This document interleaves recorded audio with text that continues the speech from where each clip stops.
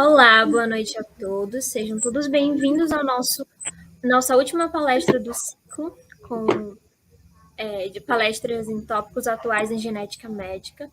Hoje nós temos como convidada a doutora Silva Regina Pereira, professora titular da Universidade Federal do Maranhão, possui pós-doutorado em genética molecular de câncer pela Georgetown University Medical Center, em Washington, D.C., Estados Unidos, doutorado em genética pela Universidade de São Paulo e graduação em ciências biológicas pela Universidade Federal do Maranhão. É coordenadora do Laboratório de Genética e Biologia Molecular da UFMA e da Liga de Genética Médica da UFMA, e desenvolve pesquisas em citogenética molecular humano e oncogenética. A palestra, que terá início agora, é intitulada Marcadores Moleculares em Clínica. Obrigada. Eu agradeço a apresentação e vai ser um prazer aqui falar um pouquinho com vocês sobre genética aplicada ao câncer, tá? Vocês me avisem se está aparecendo só a minha tela, tá bom? Eu vou diminuir aqui. Tá tudo certo aí? Tá sim, professora. Ok. Bom, o que eu vou falar aqui hoje para vocês é sobre aonde nós chegamos até o momento, né, em genética, no sentido de que a gente possa utilizar na prática clínica alguns marcadores identificados e desenvolvidos a partir de achados de pesquisas em genética do câncer, tá?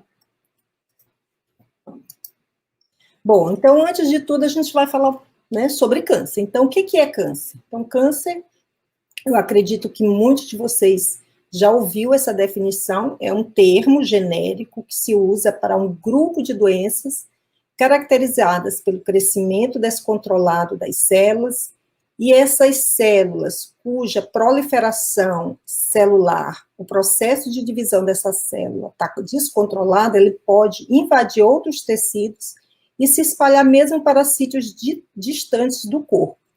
E se esse câncer não for tratado, ele pode levar o indivíduo à morte. Bom, quando a gente fala de câncer, nós podemos estar falando tanto de câncer esporádico, quanto de câncer familiar. A maior parte dos cânceres, eles são cânceres esporádicos, ou seja, são cânceres não herdados, cuja mutação, alteração genética inicial acontece em uma célula e, portanto, ele não é transmitido para a geração seguinte, tá? Ele pode ser induzido, na maioria das vezes, induzido por um fator ambiental, e normalmente ele vai ter um início mais tardio. Ao passo que os cânceres ditos familiares, o indivíduo que apresenta um câncer herdado, ele já apresenta essa alteração genética em todas as células do corpo. E ele é herdado de forma mendeliana, ou seja, seguindo os princípios de segregação de alelos de Mendel, tá? Normalmente, esses tumores, eles vão ser múltiplos, bilaterais, e têm um início mais precoce. Então, dentre esses cânceres, o câncer esporádico, ele representa 95% dos cânceres, enquanto que apenas 5% estão dentro desse padrão familiar de transmissão, tá? Bom, e como é que se origina, então, um tumor? O tumor, ele está diretamente relacionado com o aparecimento, como eu falei no slide anterior, de uma alteração genética. Então, essa alteração genética, ela pode ser herdada, ou ela pode ser ocasionada por um fator indutor de mutação. Então, eu posso mostrar aqui para vocês, deixa eu colocar aqui o laser, a ponteira, tá? Então, o primeiro evento é uma mutação. Essa mutação, quando não é reparada pelo sistema de reparo de DNA, ela é transmitida para a célula filha, e novas mutações vão aparecendo à medida em que essas células vão se dividindo, até que nós formado um clone de células com múltiplas mutações. Então, o tumor, ele é caracterizado por uma heterogeneidade molecular. Então, você tem uma mutação inicial que não é reparada e que vai se acumulando novas mutações, de tal forma que muitas vezes é difícil se saber exatamente qual a primeira mutação, né, que deu origem àquele processo de divisão descontrolada. Então, esses fatores que direcionam essa formação do tumor são fatores genéticos, fatores epigenéticos e fatores ambientais. São fatores como fatores químicos, agentes químicos, físicos ou mesmo biológicos que podem aumentar a taxa, a frequência de mutações. Então, essas mutações, elas vão conferir essas características a essa célula cancerosa. Ela tem uma habilidade de se reproduzir sem limites, ela ignora sinais de anticrescimento, ela invade para outros tecidos, ela é sustentada por um processo de angiogênese. A gente tem que pensar que essas células, elas precisam ser nutridas, então o tecido, aquele tecido tumoral, ele vai oferecer nutrientes para essas células a partir de um processo de angiogênese que vai aumentar o fornecimento desses nutrientes. E, além disso, essas células, elas têm a capacidade de evitar a morte. Bom, para que vocês entendam, né, sobre esses marcadores moleculares, é importante nós lembrarmos, assim, rapidamente, que esse controle da divisão celular, ele pode ser, assim, de uma forma bem simples, classificado em 3 grupos de genes que controlam essa proliferação celular. Os genes que induzem a divisão celular, conhecido como oncogenes, aqueles que inibem a divisão celular, ou genes supressores de tumor, e tem também os genes que eles estão envolvidos no sistema de reparo de DNA da célula. Então, nós temos que lembrar que a cada vez que a célula vai se dividir, o DNA ele deve se multiplicar, ele deve se duplicar, melhor dizendo, para depois ser dividido pelas células filhas de forma igual. E a cada vez que o DNA vai se duplicar, erros durante a duplicação podem acontecer.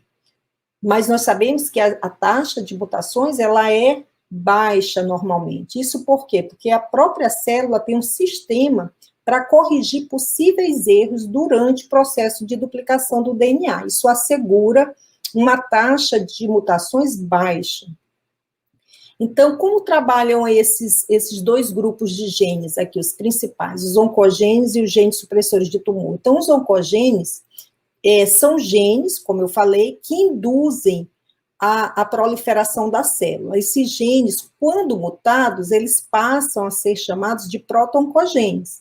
Então, quando esses genes estão mutados, eles têm, isso é importante vocês observarem, eles têm uma mutação que nós chamamos de ganho de função, ou seja, são genes que eles, quando mutados, eles passam a exercer sua função de forma mais exagerada.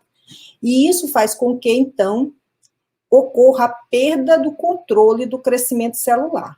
Então, normalmente, esses oncogenes, eles têm uma ação dominante, ou seja, basta ter um alelo mutado, alterado, que você já tem esse ganho de função desse alelo, favorecendo o crescimento celular.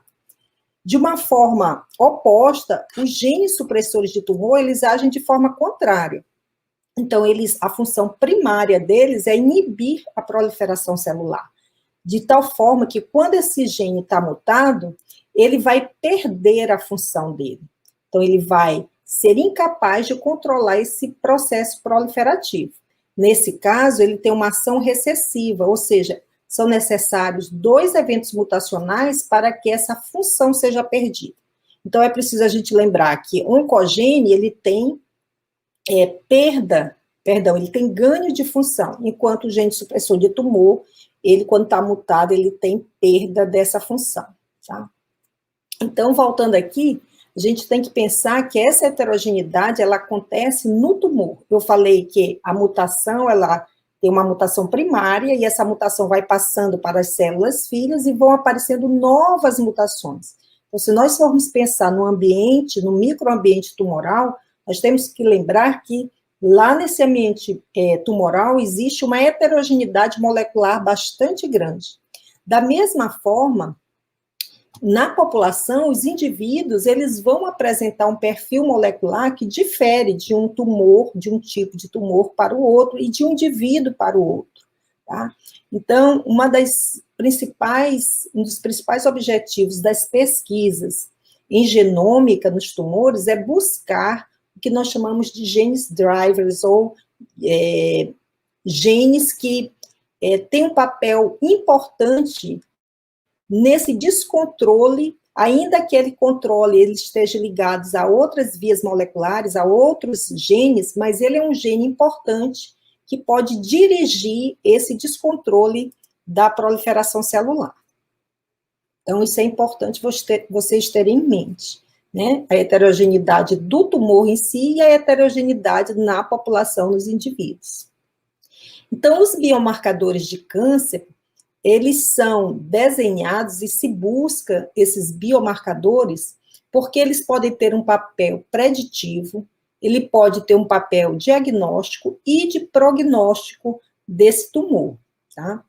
Então, se busca normalmente, como eu falei, encontrar numa população indivíduos que tenham um perfil molecular que pode conferir, por exemplo, resistência a drogas, ou um perfil molecular que pode determinar um prognóstico adverso ou um prognóstico favorável a um determinado grupo de pacientes, ou biomarcadores que podem determinar o risco de efeitos colaterais graves para uma determinada terapia, ou identificar dentro dessa população indivíduos que têm um risco de adoecimento, ou seja, que têm uma predisposição para o aparecimento de um determinado tipo de câncer. Bom, então esses biomarcadores, o desenvolvimento, a descoberta, ela não é feita de uma forma muito rápida, né? Nós sabemos que a pesquisa é um acúmulo de conhecimentos. Então, para o desenvolvimento de biomarcadores, são utilizados diferentes sistemas experimentais. Os dados de pesquisa, eles precisam ser validados, e esses biomarcadores, uma vez desenvolvidos, eles vão entrar no mercado, e para isso eles passam por determinados testes, que nós chamamos de testes clínicos, que vão mensurar a eficiência, a eficácia desses medicamentos, tá? Então, dentro dos sistemas experimentais, nós podemos começar uma investigação buscando biomarcadores, estudando linhagens celulares tumorais. Então, existem linhagens de diferentes tipos de tumores que são mantidas em laboratório, que nós podemos utilizar essas células para fazer teste de drogas e também para, antes disso, caracterizar essas células determinando o perfil de mutações existentes nessas diferentes linhagens. Podem também ser usados organoides ou tumoroides, que já são um aglomerado de células que são mais similares a um tecido tumoral, né, real, em vivo. Podemos também usar os animais, e, por fim, uma vez um biomarcador sendo bem sucedido nessas pesquisas, ele passa por o que a gente chama de ensaio clínico, onde ele vai ser testado, né, na população portadora de um determinado tipo de tumor. Então, essas pesquisas vão estudar, verificar a eficácia, e também é muito importante, como eu falei para vocês, como o tumor ele é caracterizado por diferentes mutações, você conhecer o perfil molecular, que tipo de mutação aquele tumor apresenta, para que então seja feito o que nós chamamos de medicina de precisão, tá? Então, esses biomarcadores, primeiro é feito pesquisa para descoberta, depois precisa passar por uma validação, uma otimização desses medicamentos, por exemplo, alguns medicamentos são desenhados de acordo com o perfil molecular, com o tipo de mutação presente naquele paciente, e depois tem a fase também de produção, tá? Então, nesses clinical trials, nesses ensaios clínicos, esses biomarcadores, eles podem ser testados, o efeito em diferentes grupos, tá? Bom, então, como eu falei, a pesquisa é um acúmulo de conhecimento. Então, eu vou falar aqui para vocês de alguns biomarcadores, os primeiros, né, que foram utilizados de acordo com a tecnologia disponível na época, né, da sua descoberta, do desenvolvimento desses biomarcadores, e à medida em que a tecnologia foi avançando, novas ferramentas para se estudar, para se conhecer determinados biomarcadores e também para desenvolver esses biomarcadores, né, foi sendo aprimorado. Bom, então, um dos primeiros marcadores conhecidos é o que muitos de vocês já devem ter ouvido falar, que é o cromossomo Filadélfia. Então, o cromossomo Filadélfia, a descoberta desse marcador como uma alteração cromossômica em leucemia, foi publicado na década de 60, em 1960, e o que os pesquisadores conseguiam observar na época era uma metáfise de cromossomos desses pacientes, e eles observavam, que está marcada aqui por essa seta, uma estrutura cromossômica que eles não conseguiam identificar exatamente o que era, mas eles observavam que tinha um cromossomo que parecia ser muito menor que os cromossomos já conhecidos na época. Só depois, em 1973, é que foi feito por essa pesquisadora, na década já de 70, com o desenvolvimento de técnicas para a identificação dos cromossomos, ou seja, dos pares, é que foi possível identificar que aquele cromossomo que foi batizado de Filadélfia nada mais era do que o cromossomo 22, resultante de uma translocação entre o cromossomo 9 e o cromossomo 22. Então, esse aqui é o cromossomo 9 normal, e esse aqui é um cromossomo 9 que tem um pedaço do cromossomo 22 que quebrou aqui e grudou no 9. Então, essa translocação entre o cromossomo 9 e o cromossomo 22 é possível de ser visualizada pela técnica de bandamento, ou seja, é possível você identificar os pares dos cromossomos a partir desse padrão de bandas que cada par cromossômico apresenta. Então, foi possível identificar que o cromossomo Filadélfia era um derivativo do cromossomo 22, resultante de uma translocação. E aí, depois, com o advento de novas tecnologias, foi possível saber que, na verdade, esse cromossomo 22, o derivativo, o cromossomo Filadélfia, ele nada mais era, né, de que a translocação entre o cromossomo 9 e o cromossomo 22. Só que com o advento das tecnologias moleculares, foi possível observar que sempre que havia o rearranjo, a quebra no cromossomo acontecia no mesmo local. E no caso do cromossomo 9, num locus onde tinha este gene, onde está sitiado esse gene ABL, e no caso do cromossomo 22, a quebra se dá na região onde tem um outro gene, que é o BCR.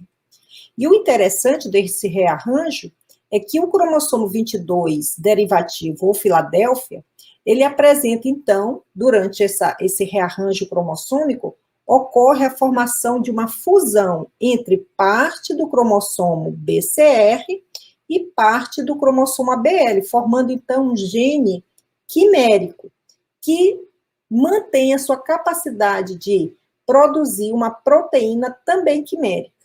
É essa proteína quimérica que está relacionada, então, com o desenvolvimento da leucemia mieloide crônica. Porque essa proteína é uma proteína que ela adquire uma hiperatividade de fosforilação, que faz com que uma via molecular importante de proliferação celular seja disparada, induzindo aquela célula portadora dessa mutação a se dividir de forma descontrolada, tá? Bom, o interessante é que com a descoberta desse marcador, né, e sabendo-se agora, conhecendo-se a etiologia da proteína quimérica e conhecendo a função dessa proteína, foi possível se fazer diagnóstico de LMC a partir da identificação ou do cromossomo Filadélfia pelo cariótipo, ou utilizando essa técnica chamada de FISH, né, que não é um peixinho, né, mas do inglês significa hibridação in situ fluorescente, que é uma técnica que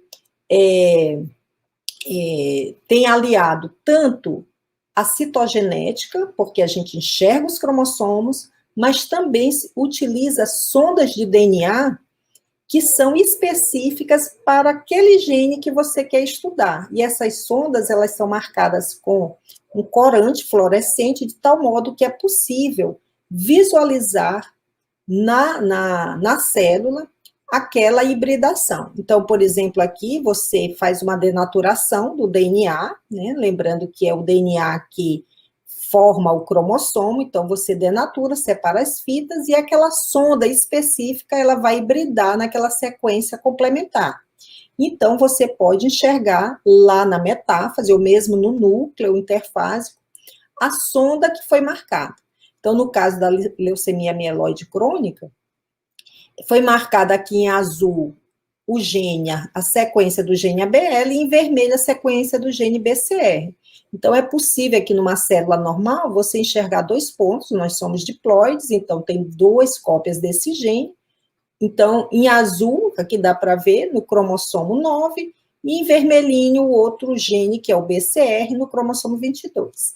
Já no indivíduo portador da LMC, o que nós observamos é uma cópia aqui, em um cromossomo do gene BCR, uma cópia no outro cromossomo 9 do ABL, mas nós não enxergamos a segunda cópia, mas sim um sinal, que é um sinal híbrido, que reflete a fusão dos 2 genes, ou seja, a sonda, ela se liga parte com o gene ABL, parte com o gene BCR. E isso pode ser visualizado aqui no núcleo interfásico. Você enxerga só uma sonda para o gene ABL, uma sonda para o gene BCR e a sonda híbrida. Então, é possível se fazer o diagnóstico da LMC, identificando esse marcador. Bom, além dessa descoberta sobre a estrutura molecular dessa alteração, também foi possível ser desenvolvida uma droga, né, que foi aprovado pelo FDA em 2001 e que só agora, em 2013, mais recentemente, né, houve uma portaria do SUS que incorporou a utilização dessa medicação em pacientes com leucemia que são positivos para o cromossomo Filadélfia.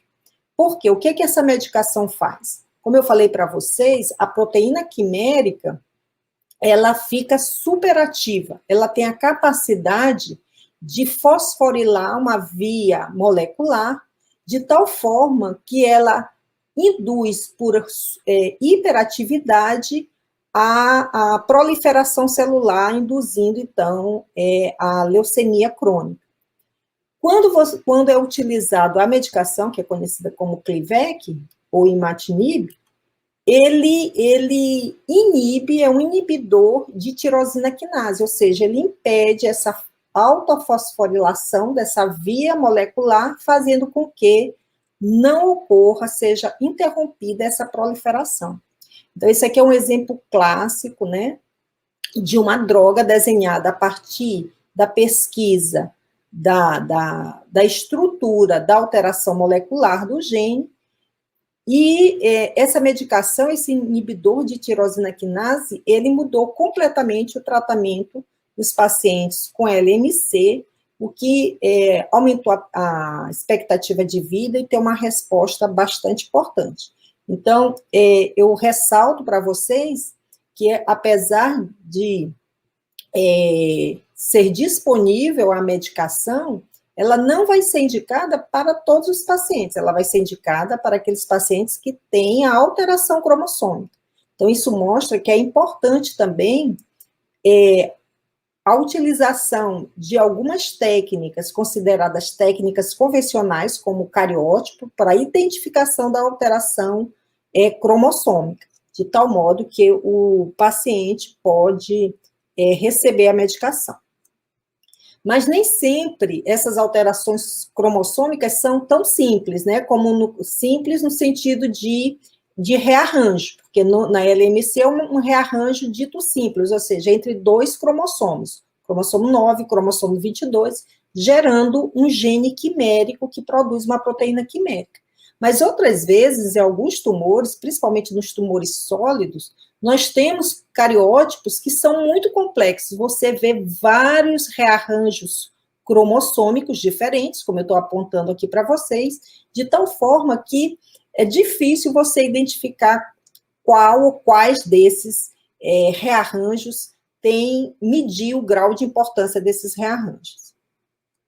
Então, existem técnicas que conseguem identificar outros tipos de mutações que não somente alterações cromossômicas. Então, alterações moleculares podem e participam, né, no estabelecimento e no desenvolvimento, na progressão de vários tipos de tumores, dentre os quais a amplificação gênica, ou seja, quando você encontra várias cópias de um mesmo gene. Se esse gene se tratar de um oncogene, ou seja, aquele gene que induz a proliferação celular, se você tiver várias cópias desse gene, essa função vai ser exagerada, ou seja, cada cópia vai estar induzindo a célula a se dividir. Outra alteração são as deleções. Nesse caso, a gente tem que pensar naqueles genes como genes supressores de tumor, que quando perdidos, eles deixam de inibir a proliferação celular. Tá? Então, como, por exemplo, o gene P53. Existem também mutações de ponto, ou seja, aquelas mutações só de uma base. Então, um único nucleotídeo pode ser trocado e aquele aminoácido inserido diferentemente na proteína pode alterar completamente a função primária da proteína. E existem também outras alterações do tipo epigenéticas relacionadas, por exemplo, com a metilação do DNA, ou com a super ou subexpressão de microRNAs, que são RNAs pequenininhos, que controlam a atividade de outros genes. Então, quando você tem um desequilíbrio na expressão de microRNAs, isso pode interferir diretamente no controle também do ciclo celular. Bom, certamente no tempo que eu tenho não dá para falar de todas essas alterações, então eu trouxe alguns exemplos aqui para vocês. Então, eu trouxe como exemplo a amplificação de um gene.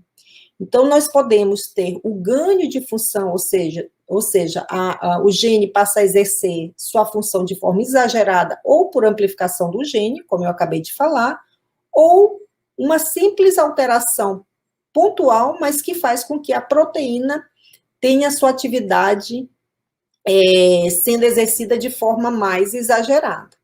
Então, um exemplo que eu trago aqui para vocês é o que a gente chama de famílias de receptores tirosina quinase. Então, existem genes que codificam e expressam proteínas que são receptores de fator de crescimento, né?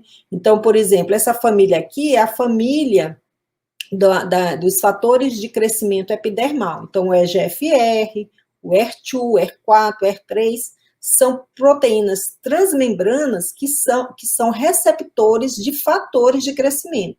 Então, esses receptores, quando eles recebem os seus ligandes, eles disparam sinais moleculares que vão desencadear uma resposta em relação tanto à proliferação, quanto à sobrevivência e à angiogênese. Lembra que eu falei que os tumores, eles precisam de nutrientes, então o tecido tumoral também ele vai desenvolver vasos para nutrir esse microambiente. Então, por exemplo, aqui está simbolizado aqui um receptor, né, e algumas vias moleculares, como a via PI3K, KT.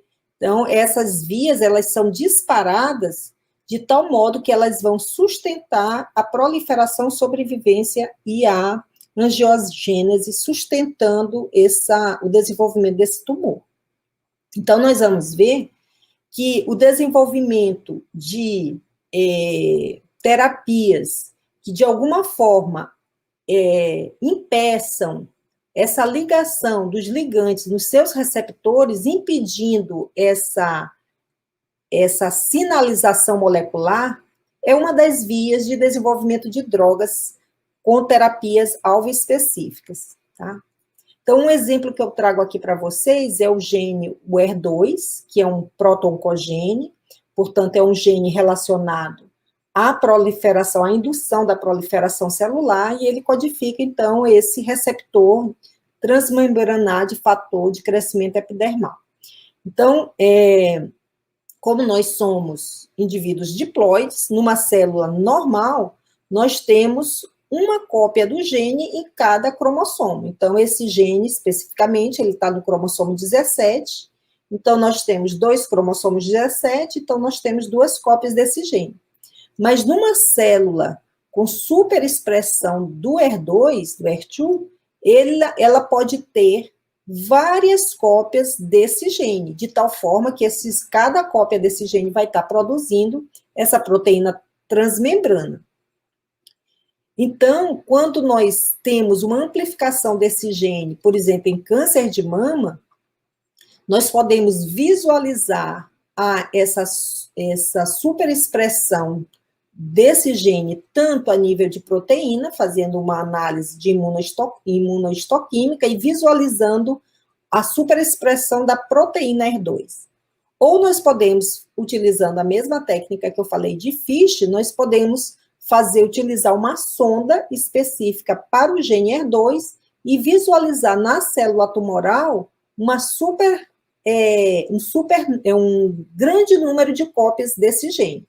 Então, vocês veem que numa mesma célula aqui, você não consegue nem contar quantos pontinhos. Cada pontinho vermelho desse, então, está indicando a presença de uma cópia de gene. Então, você vê várias cópias gênicas nas células tumorais.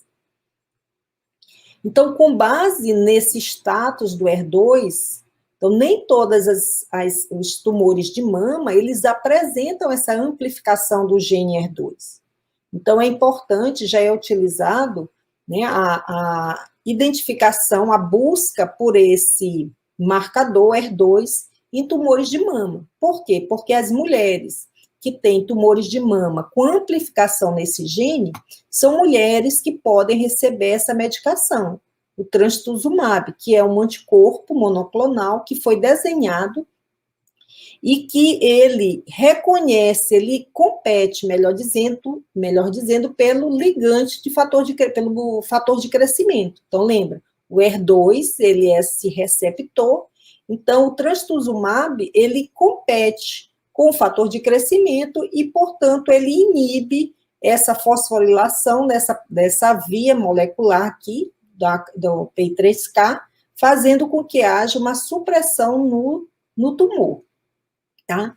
Porém, outras pacientes, elas podem apresentar resistência ao tratamento. Por quê? Porque algumas mutações, durante o tratamento, elas podem aparecer, e surgindo essas mutações, como, por exemplo, aqui vocês veem que tem um outro gene envolvido aqui nessa cascata, que é o PTEN, e em algumas pacientes, esse gene ele pode estar deletado. Então, como ele está deletado, as pacientes elas vão ter resistência ao trastuzumab. Tá? Por quê? Porque o PTEN é um gene que normalmente ele vai inibir essa via de fosforilação. Tá? Então, a expressão aumentada do HER2, ela está associada a um pior prognóstico. Então, além do trastuzumab, já existem medicações, né, desenhadas que são anticorpos monoclonais, como esses que eu estou mostrando aqui, que eles alvejam, né, tem como alvo esses fatores de crescimento, o HER3, o HER4, o HER2, HER1. Então, essas drogas, elas são desenvolvidas com base no perfil molecular daquele tumor. Bom, então eu trouxe aqui para vocês algumas dessas terapias-alvo, né? Então, eu não vou falar de todas elas, certamente, mas só para vocês terem uma ideia. Então, hoje nós já temos medicações de primeira, de segunda, de terceira geração, que são drogas desenhadas de acordo com o tipo de mutação presente naquele tumor. Tá? Então, nós temos tanto inibidores de tirosina quinase, como nós temos drogas que são anticorpos monoclonais. Tá? Então, para diferentes tipos de tumor, isso é importante para vocês observarem a importância de se conhecer o perfil molecular daquele tumor, daquele paciente, para que seja possível fazer um tratamento mais direcionado. Bom, aqui um outro exemplo que eu trago é com câncer de pulmão. Deixa eu ver que horas são. Nossa, já passou muito rápido. Vocês me avisem, por favor, tá? se tiver ultrapassando a hora. Aqui o exemplo que eu trago com câncer de pulmão, é importante mostrar, lembra, o EGFR é um outro fator de crescimento epidermal, e que existem você pode encontrar diferentes mutações nesse gene. Dependendo do tipo de mutação, normalmente aqui é o exon 19, que é mais frequentemente mutado, dependendo do tipo de mutação, é indicado uma determinada medicação.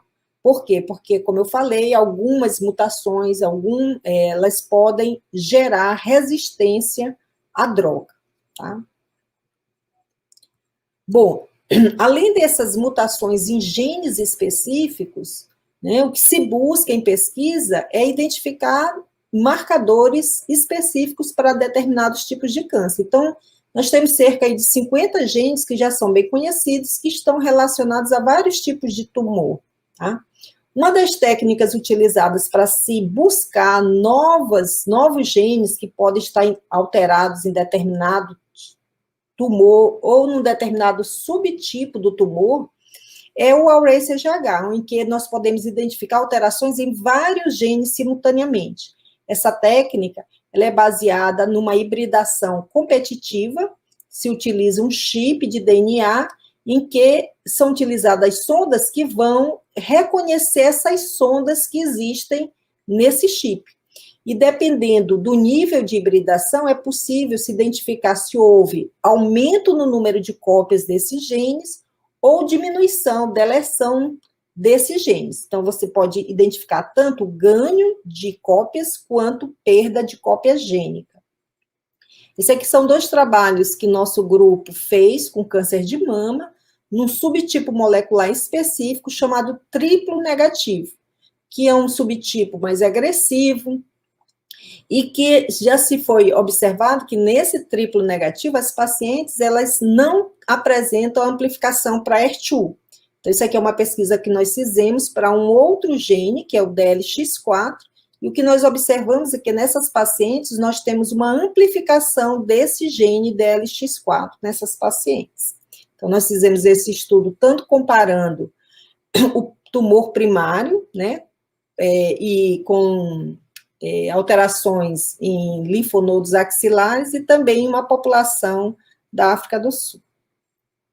Bom, além das alterações no número de cópias gênicas, né, então, novamente, o gene que é um proto-oncogene, ele pode ter uma mutação de ganho de função, então ele pode ter muitas cópias do gene, mas os genes supressores de tumor, eles podem ter, por exemplo, deleção ou uma mutação pontual que vá fazer com que a proteína perca a função primária dela, que seria inibir a proliferação celular. Nós podemos buscar mutações ou variantes patogênicas nos tumores através de sequenciamento genético. Para isso, a gente pode utilizar tanto um sequenciamento de todo o genoma da célula tumoral, ou nós podemos fazer um sequenciamento direcionado somente para as regiões que, de fato, codificam proteínas, que são os exons. Então, em vez de você fazer o sequenciamento completo, é feito um sequenciamento somente da região codificante. Esse sequenciamento pode ser feito para um gene específico ou para todos os genes codificantes, se você está buscando novos marcadores, tá? Então, com essas tecnologias de buscar novas variantes patogênicas, é possível você identificar o perfil de alteração de vários tipos de câncer. Então, esse aqui é um trabalho que foi feito em 2014, em que foi estabelecido, por exemplo, nessa figura, todos os genes mais frequentemente alterados em diferentes tipos de tumores. Então, a gente vê que existem genes que são mais frequentemente alterados em determinados tumores. Isso auxilia a identificar as principais vias moleculares que podem estar envolvidas no estabelecimento, na progressão e mesmo na resposta terapêutica a cada um desses tumores, tá? Então, se vocês buscarem, por exemplo, em bancos de dados sobre alterações genéticas em tumores, como o TCGA, é possível você ver aqui eu não coloquei não coloquei a legenda, desculpe, mas é que são diferentes projetos de sequenciamento que sequenciaram diferentes tipos de tumores, e eles veem que, por exemplo, o gene TP53 é um gene frequentemente alterado, mutado em diferentes tipos de tumores, tá? Bom, então, com base nessa disponibilidade de se fazer sequenciamento genético, né, o sequenciamento genético de nova geração, ele diminuiu consideravelmente os custos, e hoje é possível você, a partir de um tumor, de uma biópsia de tumor, ser feito a identificação ou de um gene específico, por exemplo, o gene RB, que é um gene que se sabe que está alterado, por exemplo, no retinoblastoma hereditário. Então, não é necessário você pedir o sequenciamento de vários genes, porque se você tem uma suspeita clínica já que se trata de um retinoblastoma, você já vai fazer o sequenciamento específico do gene em questão, no caso, o gene RB. Mas existe também o que nós chamamos de painel de câncer hereditário, ou seja, já são conhecidos vários genes que estão alterados em determinado tipo de tumor, por exemplo, aqui, em vários tipos combinados. Mas existem genes específicos para outros tumores, cujo painel já está disponível. Então, isso em termos de informação e de custo também é bastante interessante, porque você não tem a necessidade de fazer um sequenciamento de vários genes, quando já são conhecidos aqueles principais genes que estão alterados no tumor. Então, o que se busca, na verdade, quando se faz pesquisa em genética de câncer, é o que a gente chama de genes drivers, né? São genes que, dentro de um complexo, de uma cadeia, uma via molecular complexa, encontrar genes que podem ser genes-chave no estabelecimento, no desenvolvimento do tumor. Então, o que a gente busca é encontrar esses genes drivers, né? Bom, então, só para finalizar, eu vou falar um pouquinho aqui para vocês o que a gente tem feito aqui na UFMA, né? Então, nós começamos a estudar no final de 2015, um câncer que que não é raro aqui no Maranhão, que é o câncer peniano, apesar dele ser um câncer que tem uma prevalência baixa em países ricos, mas no Brasil, especificamente aqui no Maranhão, a incidência desse tumor, ela não é baixa. Então, já existem alguns fatores de risco conhecidos para esse tumor, como uma higiene da genitália, infecção por HPV, ausência de circuncisão, fimose, inflamação crônica, múltiplos pacientes. Então, por conta disso, nós resolvemos começar a estudar esse tumor, até porque na literatura científica não são muitos comparados com outros tipos de tumor. É um tumor que ainda é muito pouco estudado, em virtude principalmente de ser um tumor mais raro em países ricos, né? Então, os tumores os tumores penianos aqui do nosso estado, eles são caracterizados por serem tumores avançados. 93% dos pacientes, eles sofrem penectomia. O tratamento é por quimioterapia sistêmica, e a resposta normalmente é pobre e tem uma alta toxicidade. Então, a gente também tem que lembrar que é um tumor que traz problemas psicossociais aos pacientes, uma vez que muitos deles vão sofrer penectomia. Então, esse aqui é um trabalho que nós publicamos ano passado, são os nossos primeiros resultados com câncer peniano, e assim eu destaco aqui para vocês, em relação à presença do HPV nesses pacientes que têm tumor de pênis no nosso estado, nós encontramos uma alta frequência desse vírus, mais de 95% dos pacientes estavam infectados, sendo que 88%, quase 87% é do tipo de HPV de alto risco oncogênico, e o subtipo mais frequente foi o subtipo 16, seguidos dos 59, 74 e 35. Lembrando que desses 4 mais frequentes, somente o subtipo do 16 ele é coberto pela vacina para HPV, né? Mostrando, portanto, que é importante nós conhecermos quais os subtipos virais circulam na nossa população, né? Para que as vacinas elas possam também ser desenhadas pensando, né, nos subtipos virais mais frequentes. E o outro dado importante é que 36% desses pacientes apresentavam mais de um subtipo viral, tá? E na nossa corte, nós vimos que o perfil clínico histopatológico desse tumor e a presença também do HPV, ela não diferiu tanto em pacientes mais jovens, com menos de 40 anos, quanto em pacientes acima de 40 anos. Tá?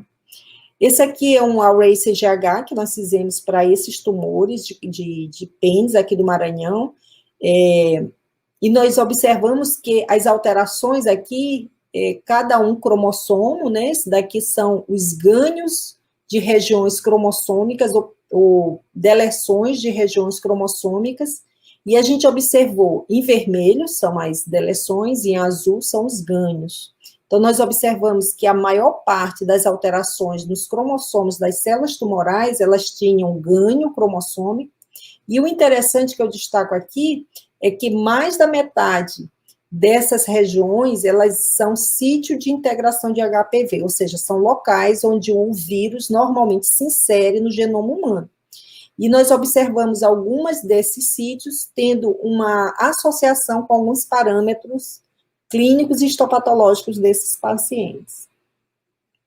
Um outro achado importante no nosso estudo, nesse artigo, nós estudamos 11 genes envolvidos em diferentes vias, né, tanto na via de inflamação, na via de proliferação, estudamos genes de receptores de fator de crescimento, e eu destaco aqui para vocês o gene EGFR, que eu já falei para vocês anteriormente, e o gene ER3, ou ERB3, que também são fatores, são receptores de fator de crescimento, e nós observamos uma alta porcentagem de amplificação desses dois genes nos tumores de pênis, tá? E isso nós observamos também em relação à expressão do gene, ou seja, não só tinha um aumento do número de cópias dos genes, mas a expressão desse gene, ou seja, a produção de RNA mensageiro era maior, e nós observamos isso também em nível de proteínas. E eu destaco aqui para vocês o EGFR e essa outra proteína, que é o COX-2, que é uma proteína relacionada à inflamação. Tá? Lembrando que a inflamação crônica é um dos fatores de risco, que eu falei, para o carcinoma peniano. Tá? Então, com base nesses achados, nós sugerimos no trabalho que tanto o EGFR quanto o COX-2 são genes que têm um potencial como biomarcador para câncer peniano, assim como o ER3, que estava 100% amplificado. Então, é possível, né, se pensar no tratamento desses pacientes com inibidores tanto de EGFR como com inibidores de COX-2.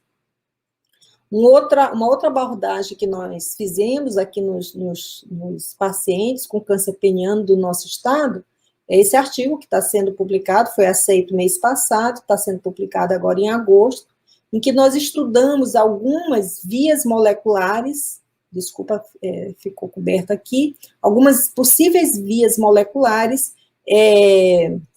presentes nesse tipo de tumor.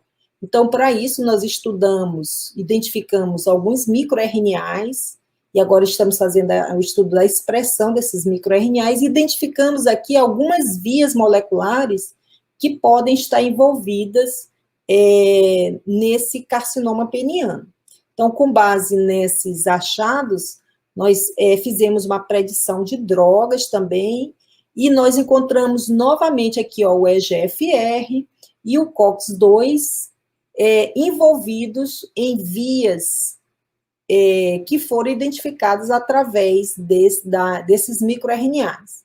Então, nós sugerimos, mais uma vez, que tanto inibidores de EGFR quanto de COX-2 são possíveis, são potenciais tratamentos para o carcinoma peniano.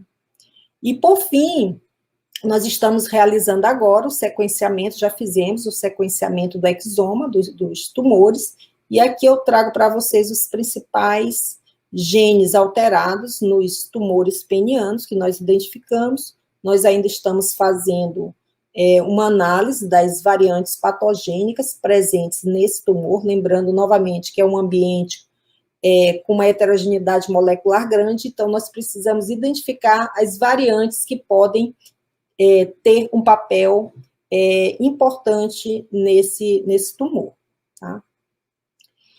Existem algumas abordagens aqui, finalizando, né, que ainda são promissoras para o tratamento de cânceres, de um modo geral. Então, como terapia gênica, o que se buscaria? Se buscaria, por exemplo, restaurar mecanismos protetores, como o P53. Eu falei para vocês que o P53 é um gene supressor de tumor, relacionado também com o sistema de reparo de DNA, é um gene muito importante para, chamado de gene sentinela, porque ele identifica, né, a presença de mutações durante o processo de duplicação do DNA e também dispara vias, por exemplo, de apoptose. Então, quando esse gene está deletado, ou quando ele tem uma mutação de perda de função, é importante restaurar, né, buscar mecanismos moleculares para restaurar a ação desse gene. Assim como mecanismo para inativar a expressão de genes, como os oncogenes, que são genes que têm a função exagerada, então inativar a expressão desses genes. Mecanismo para fornecer um gene para células malignas, tornando-as sensíveis a drogas, fornecer um gene às células hospedeiras sadias para protegê-las da quimioterapia, porque esse é um ponto importante. Os tratamentos quimioterápicos, eles combatem as células cancerosas, mas eles atingem também as células normais. Então, buscar mecanismos de proteção é, sem dúvida, um ponto importantíssimo. E marcar células cancerosas com genes para torná-las imunogênicas, ou seja, que elas possam se tornar alvos de terapia imunológica.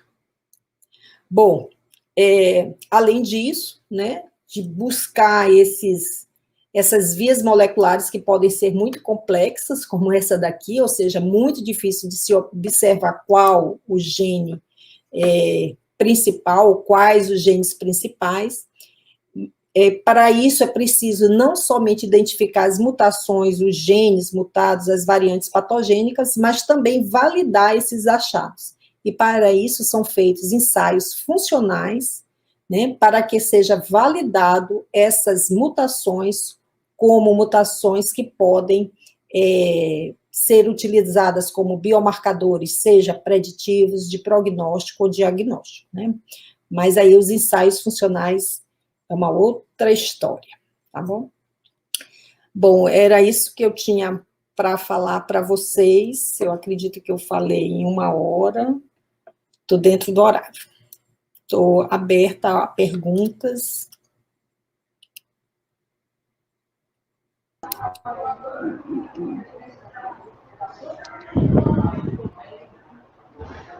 Boa noite. Nós vamos dar agora continuidade no nosso ciclo de palestras e nós vamos estar abrindo espaço para as perguntas. Deixem as dúvidas de vocês no chat.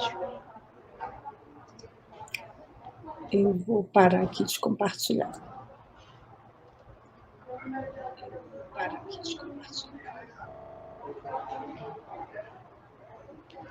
O Vinícius Olegário, ele tem uma dúvida. Ele perguntou como o poliformismo em um gene pode influenciar na busca por marcadores moleculares.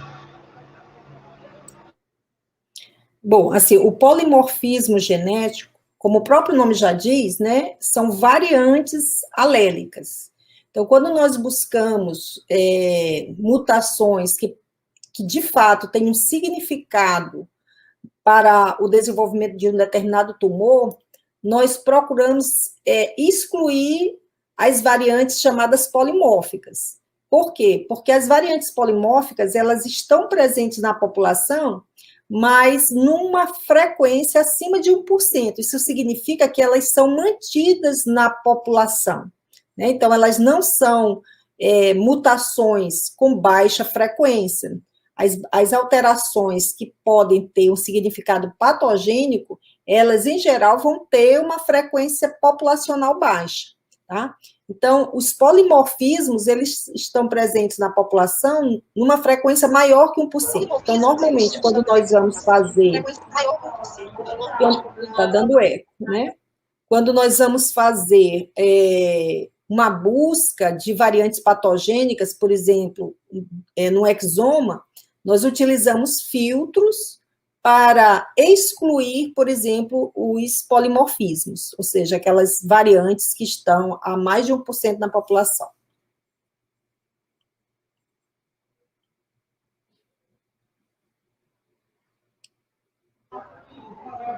Certo, professora. Aguardando a próxima dúvida.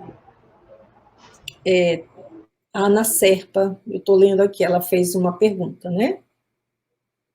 Em relação às mutações em câncer peniano, existe uma frequência maior nos genes importantes para a integração do HPV na célula hospedeira? Essas mutações são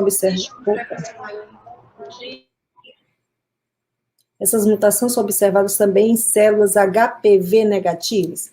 Olha, Ana, assim, na nossa amostragem, esse é um ponto que dificulta algumas conclusões, porque, como eu mostrei para vocês, a frequência de pacientes HPV positivos aqui no Maranhão, ela é altíssima, ela é maior que 95%.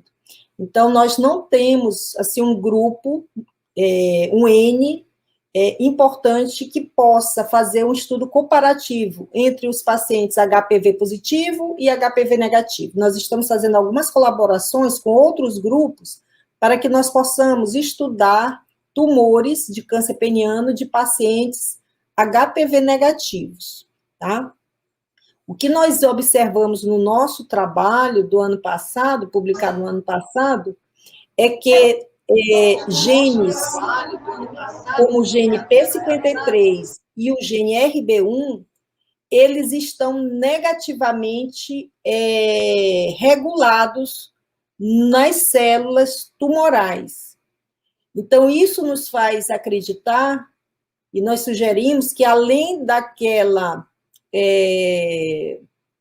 regulação da proteína P53 e RB nos tumores, aquela forma canônica, ou seja, a proteína ela é degradada lá na célula hospedeira. Nós observamos que existe um mecanismo molecular que ele regula negativamente a atividade desses genes. Ou seja, o gene P53 e o gene B1, ele está produzindo menos RNA mensageiro e, consequentemente, ele está produzindo menos a proteína. Certo? Então, esse daí é um achado importante que nós tivemos no nosso estudo.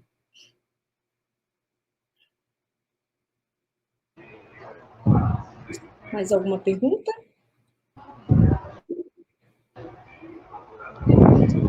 Certo.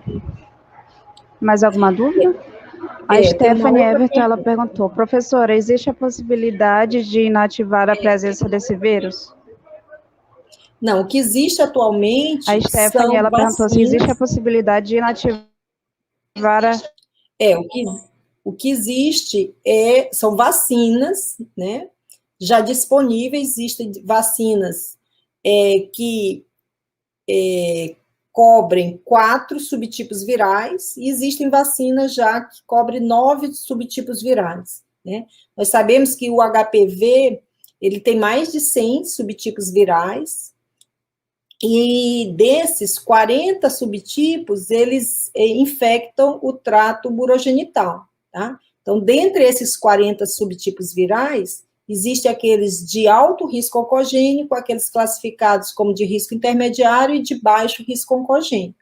Tá? Então, existem já vacinas disponíveis que cobrem alguns desses vírus, né? Dentre os quais o subtipo 16, que é o que nós encontramos mais frequente, normalmente é o subtipo mais encontrado em tumores associados com HPV, como tumor de cérvix, cabeça e pescoço, e o câncer peniano.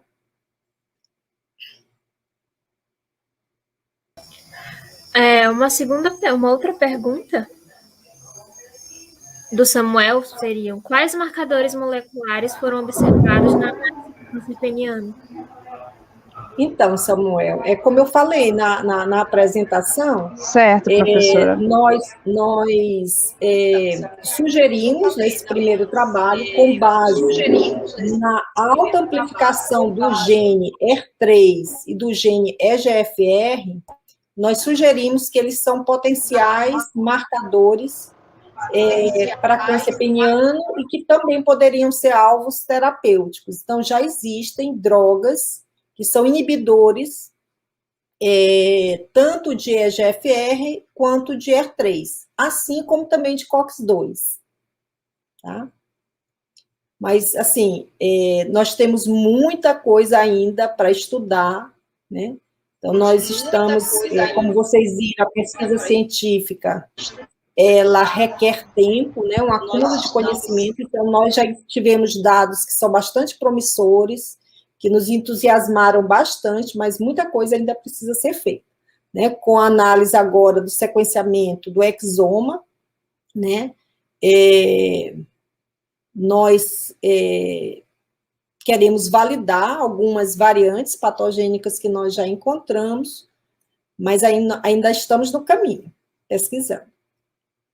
Mas, assim, respondendo sua pergunta, no primeiro trabalho, com base na amplificação gênica e na expressão gênica, nós sugerimos o EGFR e o COX-2, além do ER3.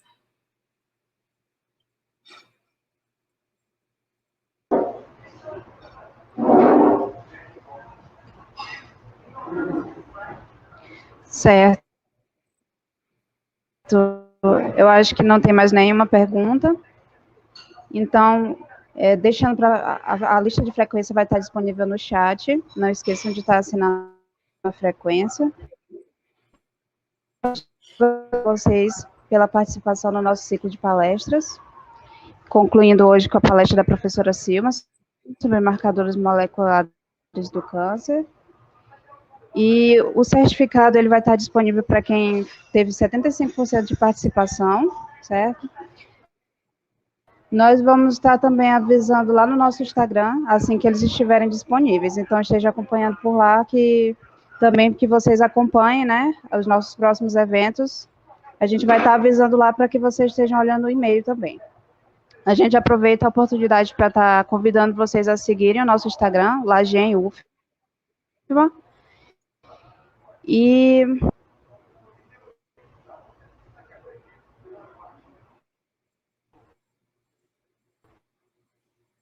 bom, eu agradeço a todos pela participação e quem quiser entrar em contato, eu estou lá no Laboratório de Genética e Biologia Molecular da Universidade Federal do Maranhão, agora com a segunda vacina, a segunda dose já tomada, né? Espero poder ir com mais frequência agora lá e retomar as nossas pesquisas. É isso. Obrigada.